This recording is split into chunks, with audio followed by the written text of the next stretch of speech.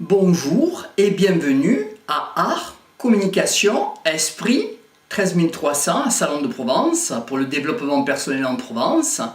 Et aujourd'hui, je vous propose une petite réflexion sur le thème d'une problématique, l'écriture, la littérature et une manière d'être en philosophie. Voilà, avec Marco, en toute simplicité. Voilà, bonjour et bienvenue. Pourquoi est-il nécessaire de résoudre cette problématique?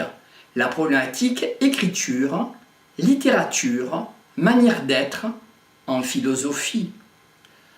La lecture, à quoi ça sert? Pourquoi on lit un livre? Qu'est-ce qui pousse un lecteur à aller ouvrir un livre, mais pas n'importe quel livre, un livre choisi, entre autres? Et comment se fait une seconde lecture?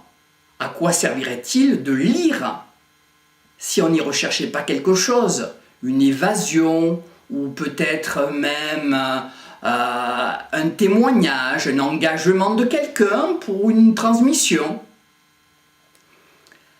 Le fait d'écrire, pourquoi? Pourquoi écrire? Pourquoi un artiste à un moment donné de sa vie écrit et veut transmettre et partager à autrui, au lecteur, quelque chose de lui? Écrire pour un artiste, en fait il écrit quand il n'a plus rien à dire. Quand le livre est écrit, quand le livre est fini, il se met à écrire, il est deux fois. Que proposer face à la réalité? Évasion ou une proposition? Une fiction ou un engagement? Être spectateur ou être témoin? Est-ce la même chose? Sur un échiquier, être un pion ou être un joueur? Quelle philosophie de jeu j'y ai eu? Pourquoi lit-on? Et pourquoi faisons-nous une seconde lecture de ce que nous avons lu? Qu'est-ce que ça nous apporte de lire? Le monde est dramatique et tragique, certes. Ça, nous le savons chacun d'entre nous. Il y a des guerres, il y a de la misère, des disparités différentes d'espérance de vie par catégories socio-professionnelles, entre autres, de la violence, de la récupération, etc. Mais ce n'est pas tout. Il y a aussi de la joie, du bonheur. Petit miracle de chaque jour. Un enfant qui vous sourit, une fleur qui s'ouvre, un soleil qui fait sa lumière particulière, et elle sera toujours différente, cette lumière.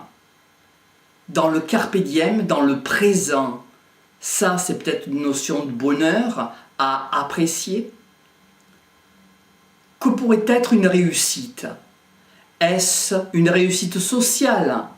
Est-ce une réussite familiale? Une réussite amicale?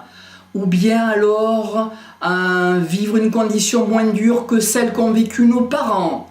Ou bien laisser derrière soi un enfant? Ou des enfants? Ou bien un jardin fleuri? Ou alors un livre? Oui, pourquoi pas laisser un livre? Quand l'être humain passe l'étape artistique, quand cela se fait-il? Quand l'artiste a envie de partager. Souvent, en Occident, il y a beaucoup d'artistes, et des artistes méconnus ou de l'ombre, qui existent, et effectivement, il y a un moment donné, ils veulent partager. Et là, ils sortent de l'ombre et ils partagent. Quel est le déclic? Quand cela se produit-il pour un artiste de se produire sur le devant de la scène, entre autres? Qu'est-ce qui le pousse à y aller? Qu'est-ce qui fait qu'un artiste a envie de partager quelque chose de lui, de sa vie avec autrui? Quelle est la place d'autrui dans la vie de l'artiste? Le spectateur, le témoin, celui avec qui on partage, peut-être même derrière les lumières. Il est dans l'ombre, on ne le voit pas, mais on le perçoit. On sait modestement qu'il est là, le lecteur.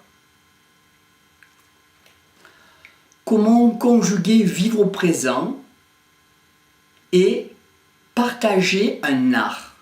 Comment vivre ça? Il est vrai que souvent on dit que l'artiste a une vie intense, passionnée. Il est dans le hors norme presque. Il n'est pas dans la réalité finalement l'artiste. Parce que c'est peut-être cette connotation d'artiste qui lui donne un sens différent d'un spectateur. L'artiste est passionné, il mène une vie intense, et même s'il se fait payer cher, il donne de lui, l'artiste. Il donne quelque chose de précieux, de sa vie, de son âme, de son esprit. J'aimerais vous proposer un livre que j'ai écrit il y a quelques années, Les poèmes d'adolescence de Marco Bruna. Voilà, 1977-1983, un petit retour en arrière. Voilà, un livre que je vous propose sur Amazon.fr ou lulu.com, donc Marco Bruna.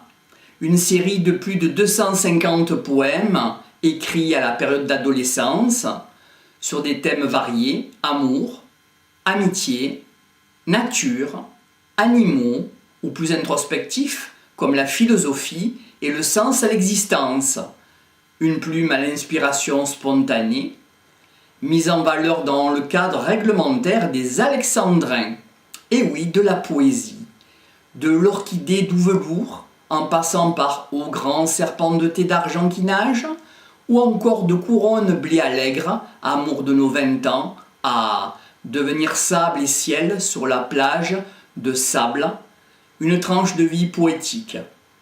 Voilà un premier ouvrage que j'aimerais vous proposer pour cette problématique: écriture, littérature, manière d'être, philosophie.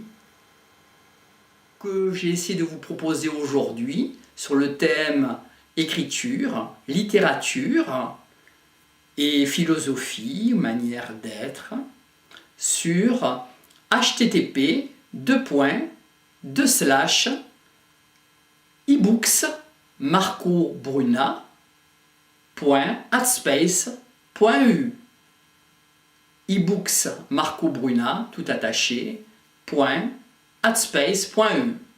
À prochainement de vous rencontrer, à votre écoute.